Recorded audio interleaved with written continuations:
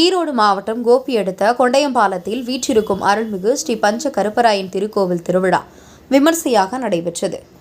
கடந்த புதன்கிழமை இரவு கண் திறக்கும் பூஜையில் தொடங்கி அபிஷேக அலங்கார பூஜைகள் நடைபெற்றது. மறுநாள் அதிகாலை திருக்கோவிலிலிருந்து பவானி ஆற்றுக்கு சென்று தீர்த்தம் கொண்டு வரும் நிகழ்வு நடைபெற்றது. அப்போது பக்தர்களுக்கு அருள்வாக்கும் சொல்லப்பட்டது. 100க்கும் மேற்பட்ட தீர்த்தகுடம் எடுக்கப்பட்டதில் சிறுவர்கள் முதல் பெரியவர்கள் வரை கலந்து கொண்டு தங்கள் நேர்த்திக்கடனை செலுத்தினர். அதனைத் தொடர்ந்து பொங்கல் வைக்கும் நிகழ்வும் கபால பூஜையும் கோவில் திருவிழாவின் சிறப்பம்சமான உச்சி கரும்பு பூஜை நண்பகல் 12 மணி அளவில் நடைபெற்றது. பின்னர் சுவாமிக்கு தாலாட்டு பாடுதல், சுத்த பூஜை, அலங்கார பூஜையும் நடைபெற்றது. மேலும் அடுத்த நாள் வெள்ளிக்கிழமை மாலை மறுபூஜையுடன் திருவிழா இனிதே நிறைவு பெறுகிறது என தெரிவிக்கப்பட்டது. கோவில் திருவிழாவில் பங்களாபுதூர் போலீசார் பாதுகாப்பு பணியில் ஈடுபட்டு இருந்தனர்.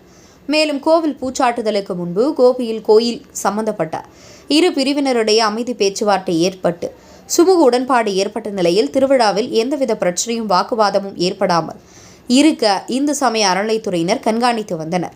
திருவிழாவில் ஏராளமான பக்தர்கள் கலந்து கொண்டு ஸ்ரீ பஞ்ச கருப்பராயன் அருள் பெற்று சென்றனர். இந்த கோவில் திருவிழா இந்து சமய அறநிலைத்துறை கட்டுப்பாட்டில் நல்லாநாயக்கர் பரம்பரை வாரிசுகளால் நடத்தப்பட்டது.